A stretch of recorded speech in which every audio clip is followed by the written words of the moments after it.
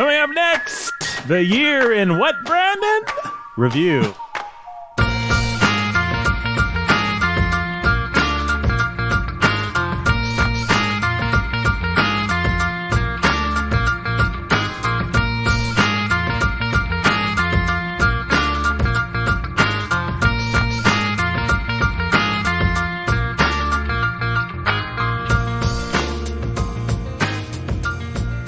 Everybody, welcome to the Year in Review. It's me, your humble immediate host, joined as ever by, well, you got your Brandon Chastain, the scholar who's a baller of reading. He's got a sexy Fabio-like chest that's showing beneath his unbuttoned sweater.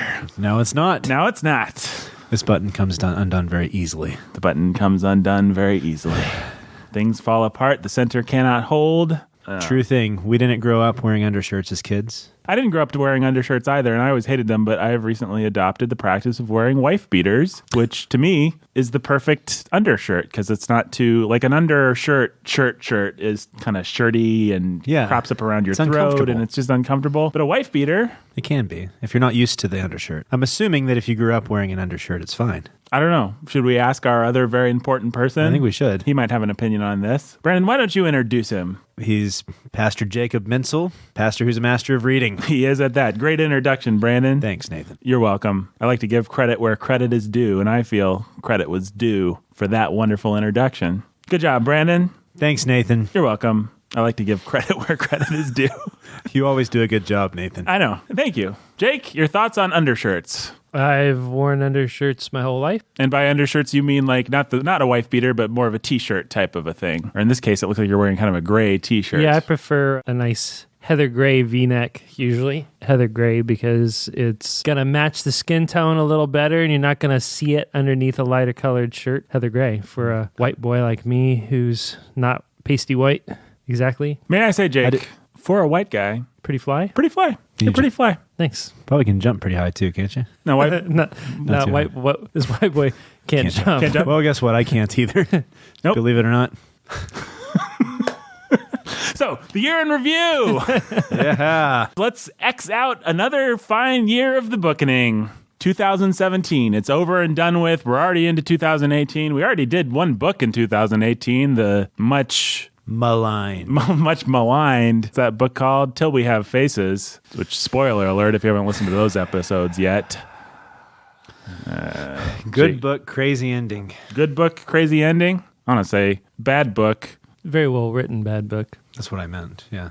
But crazy ending. And we all enjoyed the reading experience. experience. We enjoyed the reading It was a fun experience. book to read. Yeah. Read it quickly. I enjoyed the reading experience of For Whom the Bell Tolls, but turns out the bell tolls for a bunch of sex and stuff. But we didn't care for that at all. No, we didn't. None of that is in Till We Have Faces. No, just a bunch of dodgy... Pagan mumbo-jumbo.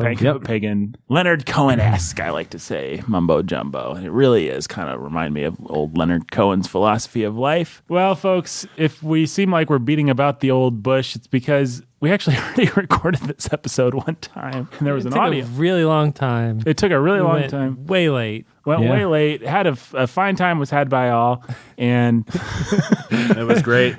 Brandon decided that he was going to introduce a buzz into his microphone. Sorry. And so the whole audio was ruined. Actually, it sounded like Brandon was on a cell phone or something like that. And we were going back and forth on whether it was usable. And me and Jake talked late one night and we thought, it's probably usable. And then I went home and I realized I'd already deleted it because we'd assumed it wasn't usable. So it's not usable. So well, definitely it's gone. Bummer. Anyways, folks, what we're going to do the Redux, and I don't, honestly, it's going to be fun. It's going to be fine. I don't even remember what we said last time. I don't either. That's the fun of this. Yeah, I don't remember what my conclusions were. Oh, yeah, I don't. Do you not? I really don't. No. I remember what my best book of the year was. We all did come down on the same place on that one, right? Yeah, I think we did. But let's try and recreate the magic for the folks. They deserve it. They we've got the finest listeners in the world. True or false, Brandon? True. And so maybe we'll throw some twists in today. We're going to throw some twists in. We actually are going to throw some twists in. Something we didn't do last time. We're going to be a little special surprise. We're going to. Oh, sweet. Well, I won't tell you what it is, but it's something that we talked about way back that you may remember and be expecting. Huh. So. Oh. Yeah, it's that. It's not going to be a special surprise. Jake looks so disappointed. Jake does look as forlorn as a Charlie Brown. I forgot.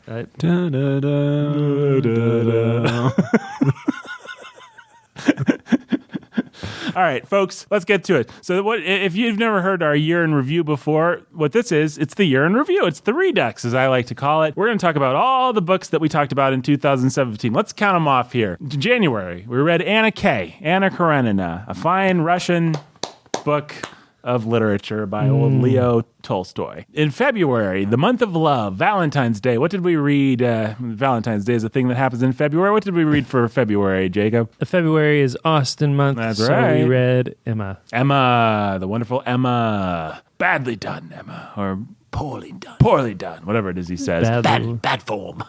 Bad form and Emma. I think it's badly done. Yeah, badly done. For January, February, March. In the fine month of March, it came in like a lion that year, I believe. Possibly went out like a lamb. I really don't remember. But we had a very fine guest star on, and Pastor Stephen Baker, and he talked us through what book, Brandon? That Hideous Strength. That Hideous Strength, which turned out to be a most enjoyable time. Yes, indeed. Jake said, what did Jake said? He said that, He said, what was out it? of this galaxy. Well, he did say it was out of this galaxy, but he also Yeah. said he had a really good quote from that episode that I really want to remember. Prosaic matrimony is the erotic necessity to defeat the modernist machine. Something like that. Yeah. Something like That needs to be a t-shirt. Oh, it really does. Let me see if I can Google this. Prosaic matrimony is the erotic. Let's see if this actually comes up in Google. I don't know why it would. Twitter. I'm hoping that I put it in Twitter or something. Oh, phooey. Prosaic matrimony is the erotic necessity, something modernist machine, folk. I'm sorry. Go back and listen to the episode. Go back, and that's what they should do. I think it's the second That Hideous Strength episode. Those are really fun episodes. Guys, number 4. The Old Bee of B by NDW. Bob. Bob by NDW. And what does B of B stand for, Jake? Boys of Blur. Old Boys of Blur. A last-minute substitution. We heard about Nate Wilson, our friend from Moscow, Idaho, having a brain tumor and wanted to encourage him, listeners, to buy a book. And we knew it wouldn't amount to much more than pennies for him, but we hoped it was an encouragement to him. So we picked up Boys of Blur and threw it in. I don't know what... Oh, Old Borges got the axe. Yeah. Poor old... Mon amour. Mon amour. Brendan channeling the great Latino. That's right. Hercule Poirot. Yeah, we did Boys of Blur, tried to be an encouragement, and then we may not have ended up being that great of an encouragement because we didn't really care for the book that much, but you guys as kids loved the book, and they're the ones who it was written for. That's right. And we had them on, and that's a fun episode people should go back and listen to. We found out about Brandon's torture chamber. Yes. Who was just telling me recently that they really loved those episodes? I don't know. Or the episode with our kids. I don't know. I know my mom loved those episodes because she's like... Somebody was telling you that directly? Yeah, recently. They were telling it to him indirectly. They were leaving like little notes and hints and a treasure map for him to follow. Like rocks and lines but came out like air. Yes, indeed. Indeed. If you want to know why Brandon referenced rocks coming out like air, just pay your money, go behind the paywall, a little video will explain everything. If you don't, then you'll never know, and you'll always wonder. Yeah. Could be the words of a genius. Yep. Quite possibly is. So we did Boys of Blur. Those are fun episodes. I'd love to have you guys as kids on again someday. Maybe this year we'll find an excuse for that. And speaking of children, a book written ostensibly for them is the next book that we read in the month of May, and that was Old Winnie the Pooh. Yeah, given the response of some of the fans, I think it was written for children. Like as if the fans were the children because they reacted in a childish manner to our criticisms. Good way to... Explaining, that was his point. Yeah. If someone wasn't able to grasp the subtleties of your witty repartee, I just thought I'd explain subtlety it. may not be their forte, so... Right, exactly. So, Winnie the Pooh, that was the thing we did. We'll come back to that, no doubt, maybe when we discuss our worst book of the year. I don't know. Next, old H of D. H of D. Brandon, what is H of D? Heart of Darkness. Heart of Darkness by Joey C. A wonderful book. Mr. Kurtz, he did. He did. He did. It's a line from that book. We all liked it more than I think we thought we were going to. I think that's one of the unsung classics of this year, perhaps. Then in the month of July, it looks like, I don't know that these months strictly line up with some of the, oh shit. That should be in the number 6 slot. I don't remember. So we have a whiteboard, folks, with all the things that we read on it. You know, I filled the whiteboard and I filled it with podcasts that I appeared on because they're the only ones that matter. Yep. So, Well, as I lay dying, it's not going to show up on anything. So It might show up on a worst of. maybe. let me look real quick. Let me find it. I don't think any of I us am put it sorry that I left that out. I want to say it came before. on. We were all helping you, so it's. I know it came It before became murder. before Winnie the Pooh, which you guys are terrible Why? because it's way out of order. Is it? Yeah. I don't know. Okay. Jake's getting I'm up to gonna go to correct the our whiteboard and whiteboard, fix it. folks. But we made it. I mean, we can go through the rest of the books, right? Yeah. So Jake's fixing things. Me and Brandon will keep going. You had murder. On the Orient Express. The great murder on the Orient Express. We had the great Danny M on. That's right. Help us out. She talked about it. Great She came guest back to host. talk about the movie. It was a fun time. It was had by all. And then we did our classic take on the immortal bard of Stratford upon Avon. Yeah. Midsummer Night's Dream. A Midsummer Night's Dream. Might be. Our podcasts might be as classic as the play itself. Exactly. We gave the play what it deserved, which was a couple of much criticized episodes by the wives in question, Mrs. Chastain, Mrs. Menzel. Brandon and Jake both got home from that recording session. They had the rolling pins in their hands, and they went to town on their respective husbands because the episodes were not up to standard. That's right. I get beat every time they're bad. Yep. The old rolling pin comes out. Now, Jake has fixed the board, so what we actually should have done, oh boy, we were in error. So you have... And the truth is, now that I remember it, Murder on the Orient Express replaced Borges. Boys of Blair was just inserted. Okay. So you had, so folks, if you're keeping track at home, you have Anna Kay, you've got Emma, you've got That Hideous Strength. Then, As I Lay Dying by the great Billy F., and then Winnie the Pooh by the great AAM, and then B of B, Bob by the great NDW, then Heart of Darkness. Then we got rid of Borges. We stuck murder in there because we wanted to do a cheap cash-in with a movie that probably no one remembers as of now. Well, maybe it'll come out on Redbox or something and people will remember it. Then we had Midsummer Night's Dream. Those episodes were universally reviled by the wives of the podcast members. I myself am single and only found out about it secondhand. Then, number 9, the 9th month of the year. That would be the great month of September. We cut ourselves a big slice of American pie and read the great Antonia, My Antonia, by Willa Cather, or Cather. What did we decide about that? Cather. Like Then, catheter. what's that? Like catheter. Catheter. I remember this conversation. Yes, yeah. indeed. Then, the spooky month of Spooktober. The hair on my neck is rising. Ooh. Is that a good pun? Take that back. Anybody like that? Does anyone care for that at all? By the pricking of my thumbs, something wicked this way came in that month. And it was great. That was great. Yeah. Or was it? We'll be finding out when we discuss our best of. Then, They've already listened to the episodes. Oh, yeah, I they already have. put the seal of approval on it. Yeah, no. Sure. Then in November, what happened in November, Jake? We visited one of Nathan's favorites by one of his favorite authors, Martin Dressler by Stephen Milhauser. Yes. I think I've said this before, but underrated Bookening episodes. You should especially listen to the second one. Jake had a lot of interesting things to say about art and about Steve Jobs and about industry and about, I don't even remember, but if you want to just hear Jake just be smart and awesome and the pastor who's a master of reading, you should listen to that second episode. Don't skip it just because it's about a book you've never heard of, and read Martin Dressler if you want to. I don't care. I'm not the boss of you. In the 12th month of November, we read. The 12th month of November, huh? In the 12th month, no, the comma doesn't help. So there's no way to make that put sentence this work. together. No. In the 12th month, I'll just take the of out. In the 12th month, November. Still wrong. The 12th month, as it happens, is December. Crap. Okay. I was just curious how long it would take you. We will never know. You guys saved me from.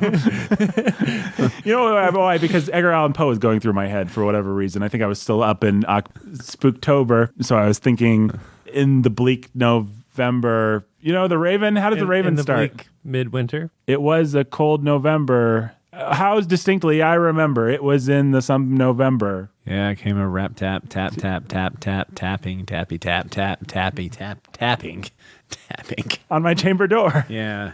Only that, nothing more. I had the Raven in my head, folks. I'm sorry. It might actually be in December in the poem, though. We can always look it up. I'll look it up. Jake's gonna look it up. So anyway, in the 12th month of November, what book did we read, Brandon? Dubliners. We read The Dubliners. And everyone yeah. got to hear our wonderful Irish accents.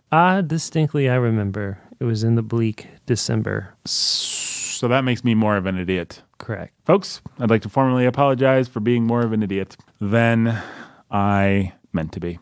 So anyway, in the 12th month, we read Dubliners, and that sucked. That was terrible. Brandon said it was going to be great, and it turned out that he was Wrong. a liar. As a liar, I'll never be trusted again. He'll never be trusted again. All his credibility disappeared like the snow falling on The living and the dead. the living and the dead, Faintly falling and falling faintly. Mm-hmm. Like the descent of their last end. like the descent of their last end. Anyway, those are the books we read. We're going to go through this episode, and we're going to tell you some stuff. We're going to assign some prizes, right, guys? Yeah. Well, let's just get to it. So I'm going to just give you all the categories real quick. We got coolest male character, coolest female character, best male villain, best female villain, best line, best scene, worst scene, best style, worst book, and best book. That's a lot more categories. Pretty sure that's everything. Well, anyway, those are the categories. So let's start it out with best coolest male character. Guys, who is the coolest male character from 2017 in all the books that we read? Well, should we go through and just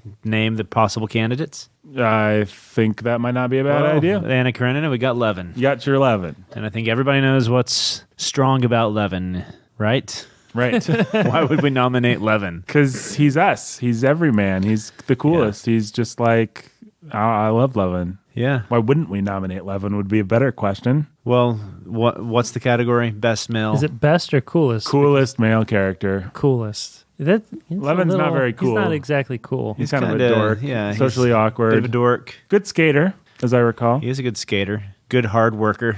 Mm-hmm. Decent drinking buddy. Sometimes does well in social situations. Sometimes whiffs it completely. Yeah. Gets too eager to talk about politics. And Oblonsky really likes hanging out with him. could Oblonsky be a cool character? Everybody likes Oblonsky. Yeah, no. I would not nominate Oblonsky. No. Oblonsky was a guy, just kind of a gross guy. Okay. Even though he was a big friendly bear of a guy, you imagine was also kind of gross. So then we have Knightley. Mr. Knightley. Yep. Very cool. Ransom.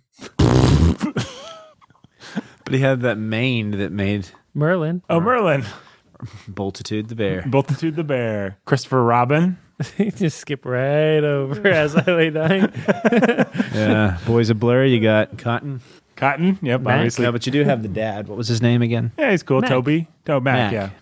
Mac Attack. That's right. Marlowe in Heart of Darkness. Yeah. Marlowe. He's a bit like Levin, kind of an everyman. A character that you kind of see the book through his eyes. He's got a good moral sense. He saves those natives by blowing the horn. And But you need to have a character like that in most books. Anna Karenina, it's Levin. mm-hmm. Heart of Darkness, it would be Marlowe, definitely. What about Murder on the Orient Express? You've got Colonel Braddington and Mr. Well, I think the only, Norrington. And I think the only potential Austin names would right be, there, buddy. what's the gangster's name? He's pretty cool. Gaston. Gaston, yeah. Hercule Poirot, I guess, would be the nomination there, but... The only monster is you, Gaston. Midsummer's Night's Dream, you've got Puck. Uh-huh. What you do. My Antonia, you've got Jim. Yeah, something wicked. Charles. Charles, the dad, he was cool. Definitely Charles. Martin Dressler, you've got Martin. I'm beginning to remember how this discussion went now. Dubliners, you've got Gabriel. Yeah, he was awesome. You've got the old man from An Encounter. He seemed like a pretty cool dude. Yeah, he was radical. Well, I mean, I've got my automatic two that stand out to me. All right, let's hear as them. the coolest characters. Mr. Knightley and Charles from Something Wicked. I think I said this last year. Who would you most like to get a beer with? Just as a Jake, who would you most like to get a beer with of all this year? Oh man, I think Jim from My Antonia actually might be pretty cool to get. I'd rather get Oh, man, he would just tell me about Antonia and Bore you with a bunch of stories. the incommunicable past. past. So I write it down in a book and I'll read it and I'll be really moved by it. But, buddy, you are bothering me. Right. Well, I wouldn't want to get a beer with Knightley because he might be pretty boring, actually. I think I know who I'd get a beer with. Who's that? I just have my answer. Okay. Should I give my answer? Yeah, you can I get a beer with Marlo. Get some stories. Yeah, he'd be a fun drinking buddy. He's got great stories. He's a... Good storyteller. Yeah. But he's not gonna... He can't win coolest male character, can he? No, I'd get No. a drink with him, but the coolest male character would be Mr. Knightley. Mr. Knightley? Yeah. It's pretty awesome. But Jake would not get a beer with him. He thinks he'd be... I think Knightley'd be fun to get a beer with. He's got a nice sardonic sense of humor, and he's a cool guy. I mean, he's not just like I'd rather a get a beer with Levin than Knightley. But Yeah, I would Levin, get has 2 beers. He starts to tell you his opinion on something. He gets excited about it, and he just goes on and on and on and on. Possibly. on the proletariat you farming. flip a coin with Levin. He might tell you all of his thoughts on something you hate, turn it into a miserable night, or he might get really fun and funny or really sweet and sincere and could be really great. Mr. Knightley, what's he going to do? Tell you about wooing the 14-year-old girl? Okay. Too soon. Let's not throw shade on. Let's not hashtag me too, Mr. Knightley. He's cool. All right, folks, we took a break. Jake went and got some chips and salsa. I'm going to be honest with you, folks. We want to give you the redux that you deserve, yet we already did this redux and we lost it due to an audio problem. And it's a little hard to recreate it for you, folks. So what we're going to do is we're going to go through and we're just going to be honest. We're going to tell you what we decided in the legendary Lost episodes, those wonderful Lost Redux episodes. We're going to tell you about how wonderful they were and all the wonderful conversations that we had, right? And then if they ever want to come and visit, we'll all go grab a drink with them and eat some chips, and we'll try to recreate it in an actual conversation with you. That's right. If you want to visit, we'll be happy to try and recreate it for you. But we're going to do our best to we're just going to, you can just assume the greatest Bookening episodes probably ever, like the anti-Midsummer Night's Dream episodes we recorded, and they were lost. And so there's nothing The I can... Last Jedi quality episode. The Last Jedi quality episodes, in that you really enjoyed them while you were listening to them, and then you thought about them, and you were like, that was total crap. And Jake also found a way to force project himself. Jake did find a way to force. It turned out Jake wasn't here the whole time. He was sitting on an island watching the sunset, and at the end, he just gave up his ghost and died. So, And first up was coolest male character. Where did we land? there are only 3 people worth considering. Right. Levin from Anna Kay, Mr. Knightley from Emma, That's right. and Charles from Something Wicked This Week. That's right. Right. And We went round about those for a while, and we tried to come up with some We came up with a ways of thinking about it. Who would you like to get a beer with? Who would you most like to marry your daughter? drum roll. I think we all concluded that Knightley was the best dude that we had. Sorry. Yeah, he'd be the one I'd want to marry my daughter. All Yeah, no doubt. creepy 14-year-old stuff aside. you have to remember that he would be my age looking at your daughter now. Who I is just mean someone 13. with Knightley's character. Yeah. Well, yeah. If there was some young man right now in our church, there could very well be. And the one we get a drink with, I think, would be Levin. I would get a drink with Mr. Knightley over 11. Because we decided that Charles would, this is coming back to me. We decided that Charles would wax too poetic, and he'd be really annoying if we decided to get a drink with him, as awesome as he is. Everything with Charles hinges on just that beautiful transformation he has when he walks out like John Wayne, Right. and the crowd splits, and he answers Dark's challenge, and he's there. It's like every little boy's fantasy. Right. And then what's beautiful about the scene is it's every little boy's fantasy, but also has the realism of he's wounded, and he has to go up there, and he has to have help holding this thing, and it's perfect. Good scene, yeah. But yeah, he would wax poetic. He bored his kids when he talked, or the kids when he talked. He bored himself when he took. Didn't he? bored At one himself when he point, just talked, like, yeah. Didn't he actually say like, I don't even know what I'm talking about, or something like that? But you would get a drink with like an aperitif. With Knightley? Yeah, play some bridge. I don't know why Knightley. You guys are acting like Knightley would be really dry and kind of like boring, but to me, Knightley seemed like he's. Compared to Frank Churchill, he's kind of a serious guy, and I like fun-loving guys. I like humor. I like but Does this have to be consensus? No, not Okay. necessarily. Well, I'm staying with my original answer. I would get a drink with Marlo. Marlo would be the coolest to get a drink with. I'll grant you that. Or just to sit on a ship with. And in the I just like that scene where they're all smoking their pipes. He's telling the story. I think it'd be awesome to just sit out on a porch with Marlowe, smoke your pipe, drink your beer. That just inspired me to create a new category we can talk about. Strongest visual image of the year. Ooh. Because I want to say that Marlowe might win because Ship I at just night. the fact that he's on that they're sitting on that ship and I'm in the darkness and I see his pipe embers just like go. Yeah. That might be the strongest image that's stuck with me of just the lapping of the waters. That might be the strongest, most evocative sort of, in a way that maybe Huck and Jim in the raft was last year, some of that stuff. I think that might be like the most I was there, I can picture it, I felt it kind of moment from this year. Well, let's give these other books their due, though, because my Antonia, you're gonna have what? The Plow in the Sunset. I want to say theater. maybe the Snake. Even. Oh yeah, the snake, the piano player. Mm-hmm. Oh, the piano player. Yeah. Yeah, quite a bit in that book, actually. That's her How strength. about hunting with Levin, and That might be another one. how about That's a threshing fact. the wheat with Levin? Yeah. Threshing the that, wheat. that I always go back to that. The raindrops falling on his back and he's out there. You really feel the tiredness and the peasants and I love that scene. everything about that scene. But we're not doing best scene. We're just doing strongest Visual, visceral memory. yeah, what's the most, maybe the best way, that's the good way to ask it. What's the most visceral memory Well, I mean, that you someone can't planted then- in your brain? As much as we didn't like the book, you can't not think of the last scene of the Dead. Yeah, that's true. But it doesn't. It's not one for me. Like, though, granted, and I think it's probably going to be the same for you guys too. Every time you look out a window and you see snow, you're going to remember that story. Yeah, I think so. And I can really picture that hotel room, his wife, everything about that. That would be in my top 10 most evocative little scenes. But Martin Dressler would have to be up there too. I remember quite a bit from that book. I remember the weird, largely because he tells you to remember it, but I remember the weird scene where the person, you see the 2 feet. Oh yeah, The 2 feet had the wrong socks.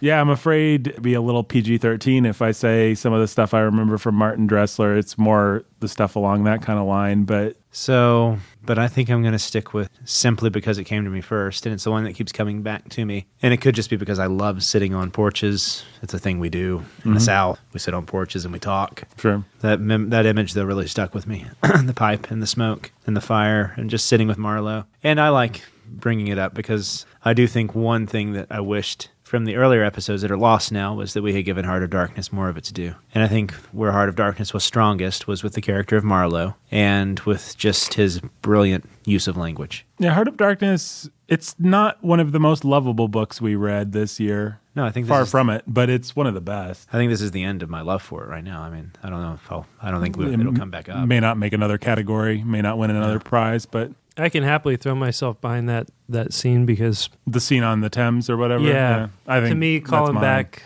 Huck and Jim on the raft and And that's it was really powerful. where they're there and they see the city and it's just Yeah. It was nice just from a bookening perspective and just from a personal perspective, I guess. But also maybe everyone that reads the book draws that parallel. The parallel between Twain and Conrad is it's a real parallel. Yeah, Hercule Poirot's mustache, his double mustache as portrayed by the great Kenny. the cane that he sticks in the wall.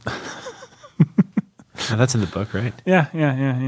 The part where the fat guy falls through the scaffolding and Then falls in love with Gaston. falls in love with Gaston. Yeah, it's great stuff. I mean, in terms of visual images, that elephant crushing those people to death and that hideous strength might, and anything to do with the Dust Witch is pretty strong. And Here's the thing. Mr. Bultitude eating the head. That's pretty strong imagery, but in terms of actually, I was there. Somebody planted a memory in my brain that is now in my brain as if I lived it. I'd say it's got to be Marlowe on the boat. well, because an image and that when we're talking about that sort of level of writing, that's where fiction and poetry coexist. I mean, so that's what poetry does. It deals in images too. For a writer to really do it with mastery, they have to be really good with words as well. And so that's why I think that Hideous Strength had good imagery that sticks with you, but it didn't have any of that really just like really powerful imagery that just really sticks with you as strongly. No, you feel like somebody told you a story, like as if my friend told me a story and I can kind of picture it or whatever, but it's not like I was there. Like you're painting with watercolors. Mm-hmm.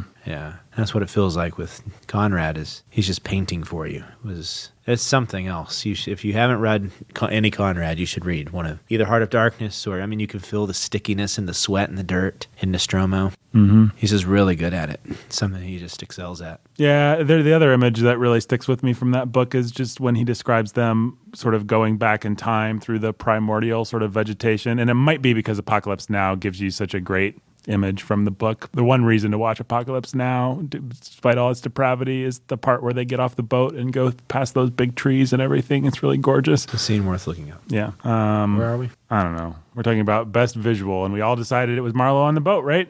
Did Jake ever say who he'd get a drink with? Well, if it's just get a drink with and not a way of answering who's the best character, then I think I'm with you on Marlowe. If it's a way of trying to figure out who is just the best male character, then I think we've already narrowed it down to Charles, Levin, and Knightley at that point. I think you can't really draw daughter Knightley.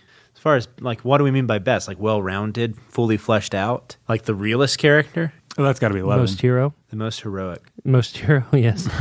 Most heroic. Sorry, I wasn't trying to correct you. The most heroic I was more like, character. yeah, that's right, most heroic. I want to say Charles. Yeah, I want to give it to Charles. It's going to be Charles. He's the biggest hero. Mr. Knightley is great, but Mr. Knightley was also born and bred to be great. In terms of someone who overcomes his own weakness in a really admirable way, it would be Charles for sure. I think. actually does save the day. And actually does save the day, yeah. Best drawn, though, if that was the other direction to take it. Oh, Levin, for sure. Yeah. Oh, yeah. Levin, no question. I don't know how else to describe it. It sounds cheesy, but he's real. A historical figure. I mean, he's contradictory in the way that a real person is. Like, sometimes he's talkative, sometimes he's not, sometimes he fails, sometimes he succeeds, but you feel like you know the guy. It's like getting to know a real person where first you think about them one way and then you sort of discover that they're a little bit different than you. I mean, it's just, I don't know how to describe it at all, but Tolstoy's a master.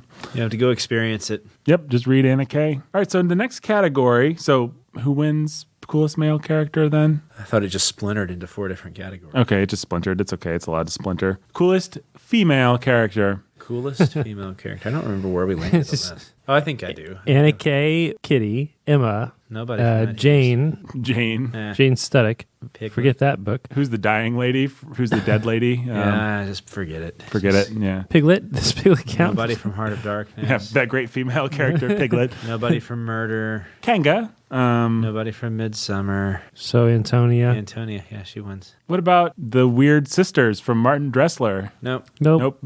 Just Antonia. What about the Really just overbearing? Emma or Antonia is what you got.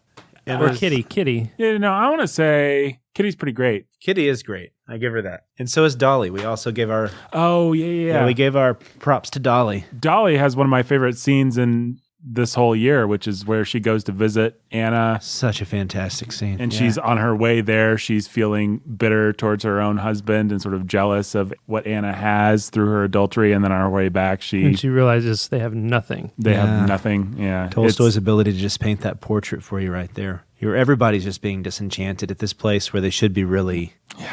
It feels like some modern movies, too, do the same thing, where you have this big, lush backdrop, but then everybody else is playing out their little human drama, and the disenchantment is taking place. really Because Anna and Vronsky are also beginning to sort of realize the limitations of their adultery. Mm-hmm. So Vronsky's getting bored. His mother is becoming overbearing. Anna's being sort of clingy, but Just growing more and more in her bitterness and her realization that she's abandoned her child. that's a great little section. Yeah. For sure. And Dolly's one. It might be the woman that I feel the most sorry for. She's stuck with that chump.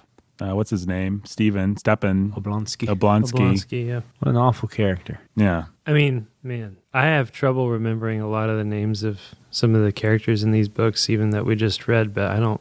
And I know that we lived 850 pages with Anna Karenina, but man, those characters they're real. They're alive. Yeah. Yep. Which, Guess we're going to end on best book, guys. not too many spoilers, guys, but I mean, some of these others had kind of an ounce of the talent that he has, right? I'm going to go Austen. so far as to say that Jane Austen and William Shakespeare had some of the talent. That's what I was about to say. It was Lady Austen and Shakespeare. But nobody loves Jane Austen more than me, but you just see she's not even beginning to try and do what Tolstoy does in terms of creating realistic characters. What she does is relatively, comparatively cartoonish. Yep. And it's not that she's not a master and the best and the greatest, but she's writing very simplistically compared to... I'm going to argue next month that the closest she gets in anything we've read in terms of drawing characters as realistic and complex and multidimensional is Mansfield Park. I think so too. I think that's why it might be my favorite, but it's also why it's maybe the most difficult and weird of her books. Yeah. But anyway, we'll talk about that it's more. Good stuff. We'll talk about that more. I've not found it more difficult than Emma, but Emma was hard to get through. I just didn't like Emma. Yeah. And that made it hard for me. I liked Knightley. I liked a lot of the characters, but Emma herself is pretty obnoxious. It made it really hard for me. The hardest thing about Mansfield Park, I'm not done with it yet, but the hardest thing about Mansfield Park for me is the drama and tension of feeling like, I'm in the third part now, and I feel like everything's still sort of in play, because I'm not reading a fairy tale with cartoon characters. That's what I mean. And I even, having read it once before, now that I'm in that third part, I'm just like... And even if she goes ahead and gives us the fairy tale ending, it's not going to be as... Well, and it's multidimensional enough that it's like Henry Crawford actually is kind of trying... I don't know. We'll talk about it more next month, and I certainly don't want to... That'll be fun. ...spoil anything for Jake. The scene where... Fanny dies and she touches that tree and she feels it is just that's so moving. It's really moving, where the soldiers come to finish her off and everything after she blows up the bridge. That's a bit of Bookening lore our listeners might actually not know. Brandon famously ruined the ending to, what's that book called? Farewell to Arms? No, false. Incorrect. What's that book called? For Whom the Bell Tolls. For Whom the Bell Tolls, for Jake. So we always like to make fun of Brandon for being a sport. Yeah. But anyway. Character? Best female character? Yeah, best female character. So Kitty, what are her virtues? She's awesome. Kitty, reminds me of the most young ladies I've known, and she's sort of an unformed character or a two-dimensional character, but only in the sense that a young woman who hadn't experienced much of life is unformed. It's a really beautifully drawn portrait, and you really love her, and you really feel her mature into the beginnings of A Good Wife for Levin, and it's really their relationship's really beautiful, and I don't know, I love Kitty. Mm-hmm. Mm-hmm. But let's be honest, my Antonia wins this contest easy, right? I don't know, man. Tony doesn't take it? I think we gave it to Tony the first time. You just had me thinking about Kitty, and I kind of want to give it to Kitty this time. Yeah. That scene where they draw the chalk together, they do the chalk awesome. thing. Yeah. Antonia, she's fine, but you know what? Yeah, she's fine. Okay. But she's even a little cartoonish compared to the just brilliant depiction that we have with Kitty. I'm going with Kitty. You gonna give it to Kitty? I'm giving it to Kitty. I'm happy to give it to Kitty. I'm not going to argue for... You don't have to. I'm rolling give it to with Antonia. it. I think Anna Kay should just sweep the awards this year. We're going to let Anna Kay sweep? I'm giving it to Kitty. Well, Jake, if anyone's going to defend Tony, it's you. If you're not going to defend... It's not Tony that I am ultimately... It's not her that makes that book for me. No, it's just the world. It's America. It's America. It's Cather. I mean, honestly, what'd you say? It's Cather. Yeah, it's Willa Cather in her vision of Middle America. Yeah. That's the winning character of that book. But just to play Tony's advocate here, the Prairie Women are great. Just that one chapter almost gives her some extra points. Just the idea that she she's awesome. Endured hardship and just became And she stayed cheerful, and now she's a mom with babies, and she's lived a hard life, and she's toothless and still has her beauty, and it's sweetness about her. She didn't, there's a lot to love about Tony. She's married to a man who's, in some sense, her inferior in pure force of will, force of life. He's inferior to her, but she doesn't. But he takes. She doesn't care ever of let her. him feel it, and he takes good care of her. And you've got to love her for that. Yeah, you do.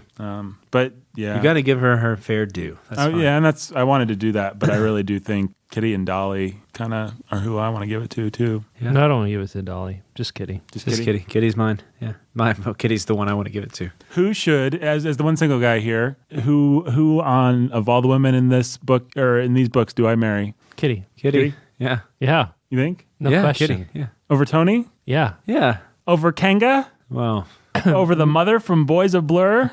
Grandmother Wisdom. Over the Dust Witch? Well, maybe the Dust Witch. Over Charlize or whatever the weird sister in Martin Dressler was named? What was her name? Or the wife in Dubliners. The dead. With her weird obsession for the choir boy. Yeah. I mean, there's nothing... Okay, yeah, Kitty's who you'd have me marry? Over Repentant Emma? Yes. Yeah. I could have more fun banter with Repentant Emma. Oh, Emma would drive you crazy. She probably would drive me crazy. I think you'd get along just fine with the Kitty. Kitty might be sort of, I don't know. Awesome. Oh, you guys would have a great time together. I wish we could have her right here so we could just marry you.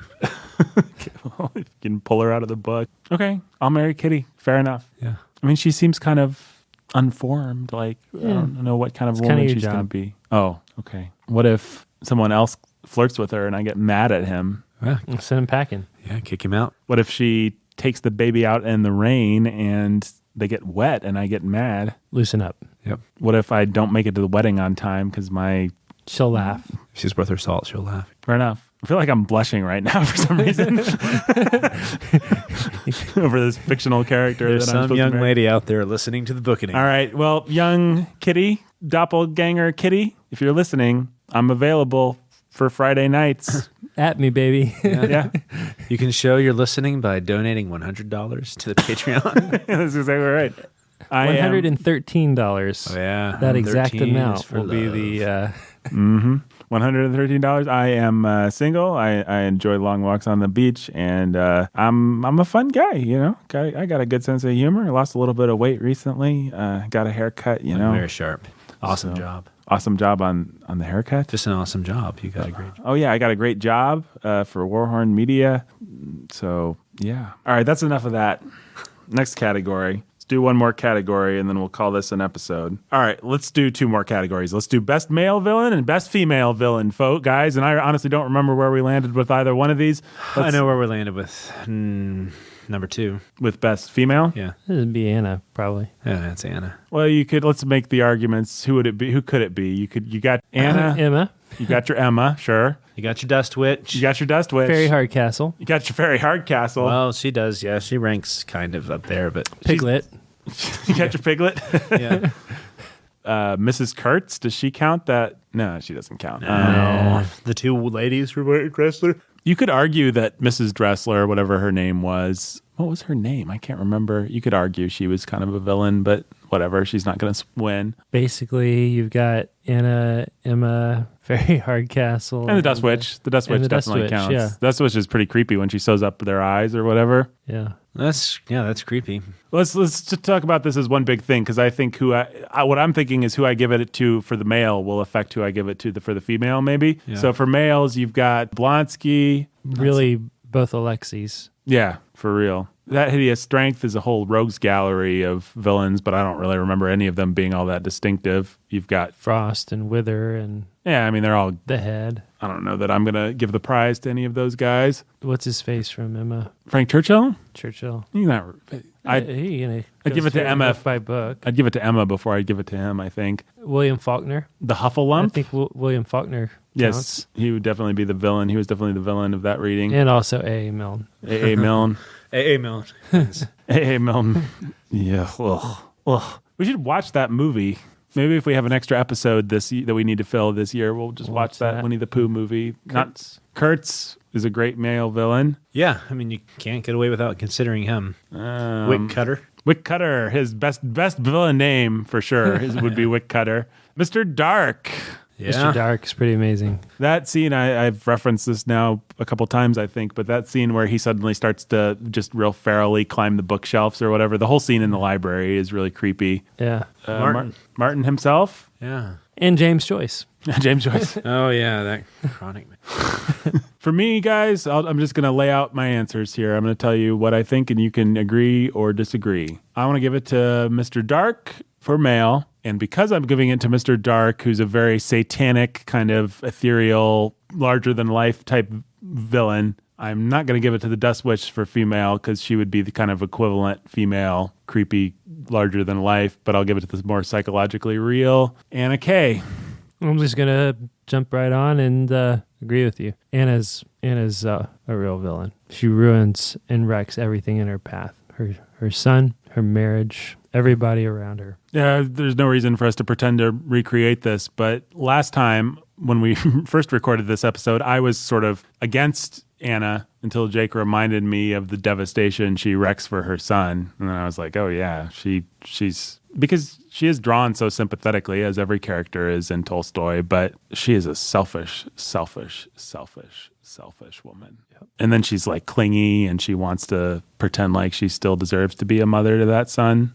But she just abandoned him for a fling with some stud. She's a selfish woman. Yeah, she's going to leave her kid to deal with all the consequences of her actions. Yep. You on board for... This is actually exactly where we landed. I think it was Anna Kay and Mr. Dark. So, anybody want to make an argument for someone besides Mr. Dark? I mean, Kurtz is certainly built up as a great villain, but then he's famously not much to look at when you finally meet him. I mean, I just think in terms of actual spookiness, Mr. Dark is definitely the villain that felt most like a villain this year. I mean, he had some scenes where you were honestly kind of scared of what he might do. Yep. Yeah. There's nobody, we don't really have a lot of strong male villains except for the rogues gallery of that hideous strength. Right, and none of them are quite up there with Mr. Dark, I wouldn't I don't know, I might vote for A.A. Milne. Yeah, if you want to go non-fictional villains, then it's a coin toss between A.A. Milne and James Joyce. For child to have had a father who was a famous children's storyteller, to grow up to hate his father as much as his son did, and to hate those stories as much as he did. None of Rudyard Kipling's kids grew up to hate him. Yeah, that's true. Rudyard Kipling loved his children, and you could tell he loved his children in the way he told those stories. You can tell with children's literature the quality of the storyteller and the way they tell the story. I was going to save this for when we talked about Charlotte's Web. But this is the theory that I've come up with, and I think I'm right. Mm-hmm. For one, I get really tired and frustrated with people. I know you shouldn't really consider the artist completely when you're looking at their work, but if a work of art is going to affect us, and it obviously does, we all think that works of art affect us, then you can't get away with thinking of who is the one that's trying to affect you. What do they think? What do they believe? How do they live their lives? Sure. How does that translate into what they were trying to affect you with? Yeah. I mean, and so we have it in our heads that you don't consider the artist, you don't consider the director, you don't consider anything that they are like in their life. That's a holdover from postmodern theory, and it really is. It's something that they came up with. The guy who first was a champion of it, his name was Roland Barthes. He came up with his famous essay, The Author is Dead, and from then on, everybody was kind of on board with, let's not really think about the author in criticism. So it's interesting to go back to the roots of things and just see where it comes from, to realize that before that point, everybody thought the author mattered. Right. Everybody would have thought that was crazy. Yeah. And so what I think with a children's story, what you see is the relationship between a storyteller and a child, and it's teaching a child what to expect from the person telling them the story and what to expect from the tone of the story. And if the tone of the story is one of the storyteller just hates what they're telling because they want it to be anything other than a children's story writer. And so it's just kind of a cash grab opportunity for them. I just made a face.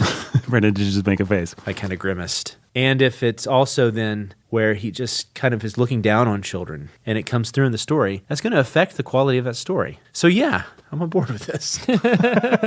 Because with Rudyard Kipling, he keeps calling the child my best beloved. And it's not ironic and it's not tongue-in-cheek. He loves, even as bad as the Jungle Books could be, you could still tell he loved telling those stories. Yeah. He thought, I'm talking to a child, and I just love this. I'm having a child in front of me that I'm telling a story to. No effeminate weirdness, no...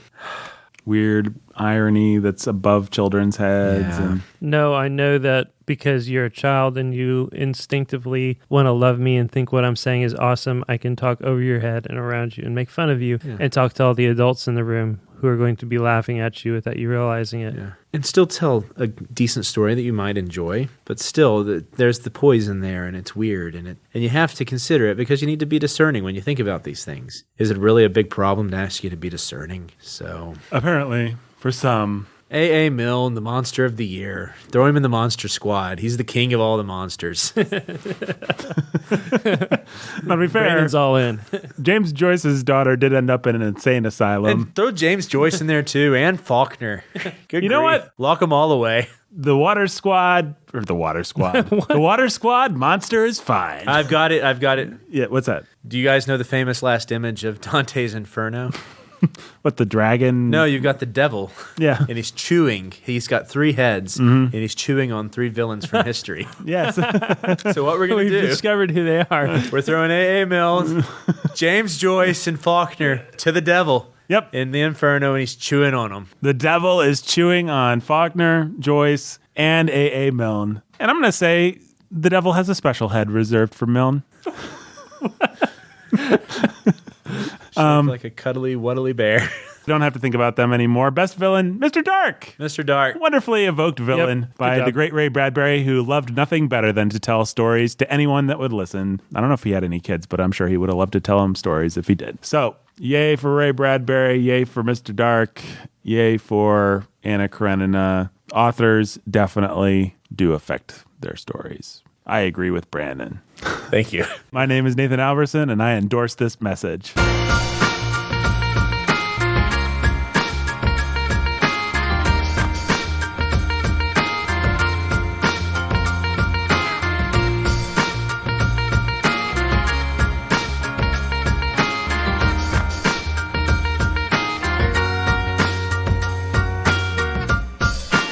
Bookening today was written and produced by Nathan Alverson. It was performed by Nathan Alverson, Brandon Chasteen. Brandon Chasteen, the A.A. Milne hating fiend. That's right.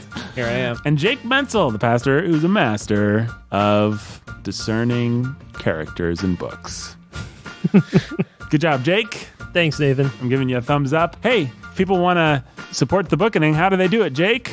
Get on patreon.com/the Bookening. People should update their credit cards, right? Saw a couple declines there this past month. Over We know it's Christmas, the bills came due, whatever. We understand. We forgive you. I forgive you, my daughters and my sons. But get those credit cards updated if you want to support the Bookening, which you do, because it's amazing. And if you've never given your credit card information, there's nothing simpler. You go to patreon.com/the Bookening. You sign up for some great prizes and some behind-the-scenes videos. We're doing a video for every episode, fun behind-the-scenes video. We're going to catch up to and surpass Out of Our Minds this year. That is the plan. That is the goal. And I think we can do it. Out of Our Minds is at like 3-something, right? Close to $400. Out of Our Minds? Yeah. Something like 380. 380. Mm-hmm. We can do it. Just a couple more people need to get that $50 $500 level. by the end of the year? Yeah, sure. Why not? $50 level. How many people we got at that level right now? Like 4? Four or five, something like 4. that. It's a really fun level. Yeah. We love to sign the books. We write funny little notes in them, and